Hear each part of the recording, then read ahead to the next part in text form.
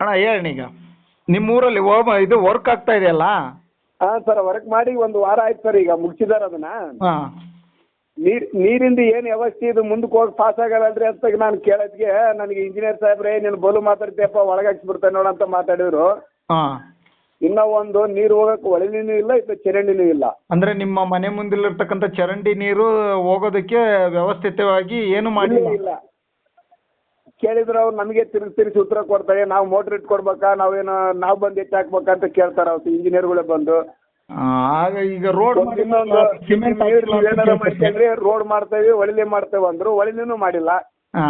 ಈಗ ರೋಡ್ ಈಗ ರೋಡ್ ಸರಿಯಾಗಿ ಮಾಡಿಲ್ಲ, ಕಳಪೆ ಮಾಡಿದ್ದಾರೆ ಅಂತೇಳಿ ಕಂಪ್ಲೇಂಟ್. ಹೌದು. ಈ ರೋಡ್ 1-2 ಜಾಗ ಕಿತ್ಕೊಂಡಿರೋದನ್ನ ಒಂದು ವಿಡಿಯೋ ಮಾಡಿ ಕಳಿಸಿದ್ದೇನೆ ರೀ ನಾನು. ಅದೆಲ್ಲ ಎಲ್ಲಿ ಬೇಕಲ್ಲಿ ಕಿತ್ತಿರೋದ ಮತ್ತೆ ಈಗ ಬಗೆದು ಮತ್ತು ಕಾಂಕ್ರೀಟ್ ಹಾಕ್ತಾ ಇದಾರೆ. ಮತ್ತೆ ಪುನಃ ಟ್ಯಾಪಿ ಹಾಕ್ತಾ ಇದಾರೆ. ಹಾಂ, ಮ್ಯಾಲೆ ಟ್ಯಾಪ್ ಆಗಿ 2ನೇ ಸರಿ ಅದು ಹಾಕ್ತಾ ಇರೋದು. ಈಗ ನಮ್ಮ ಊರಾಗ ಯಾರನ್ನೇ ಬಂದು ಕೇಳಿದ್ರು ಹೇಳ್ತಾರೆ ಅದು ಎಷ್ಟು ಸರಿ ಹಾಕಿದ್ರಪ್ಪ ಅಂದ್ರೆ 2ನೇ ಸರಿ ಹಾಕಿದಾರೆ ಅಂತ ರೋಡ್ ಆದ್ಮೇಲೆ. ಅಂದ್ರೆ ಅದು ಹಂಗ ಈಗ ತೆಗ್ದಂಗೆಲ್ಲ ಬರುತ್ತೆ. ಹೌದೌದು, ತೆಗ್ದಂಗೆಲ್ಲ ಗಾಡಿಗಳು ಯಾವ ಓಡ್ಯಾದ್ರೆ ಹಂಗೆ ಮತ್ತು ಮುರ್ಕಂತಾವ್ ಮತ್ತು ಬಂದು ಹಂಗೆ ಹಾಕ್ತಾರೆ ಅವು ಕಾಂಕ್ರೀಟ್. ಅಂದ್ರೆ ಅಧಿಕಾರಿಗಳ ಗಮನಕ್ಕೆ ತಂದ್ರೆ ನಿನ್ನನ್ನೇ ಒದ್ದು ಒಳಗೆ ಹಾಕ್ಸ್ತೀನಿ ಅಂತ. ಅದನ್ನೆಲ್ಲ ನಾನು ಹೇಳಿದ್ರೆ ಈ ಥರ ಆಗುತ್ತೆ ನೋಡ್ರಿ ಸರ್, ಇದು ಕರೆಕ್ಟಾಗಿ ಮೆಜರ್ಮೆಂಟ್ ಹಿಡ್ಕೊಂಡು ಟ್ಯೂಬ್ ಲೆವೆಲ್ ಕರೆಕ್ಟಾಗಿ ರೋಡ್ ಮಾಡ್ಕೊಂಡು ಹೋಗ್ರಂದ್ರೆ ನೀವು ಬೋಲು ಮಾತಾಡ್ತೀಯ, ಕಾನೂನು ಬಗ್ಗೆ ಮಾತಾಡ್ತೀಯ, ನೀನು ಒಳಗೆ ಹಾಕ್ತೀನಿ ನೋಡ್ರಿ ಅಂತ ದಿಮಾಕ ಮಾಡೋದು ಇಲ್ಲಿ ಬಂದು. ಓಕೆ, ಥ್ಯಾಂಕ್ ಯು ಯಜಮಾನ್ರೆ, ನಿಮ್ಮ ಕಡೆ ಮಾತಾಡಿದ್ದಕ್ಕೆ ಧನ್ಯವಾದಗಳು.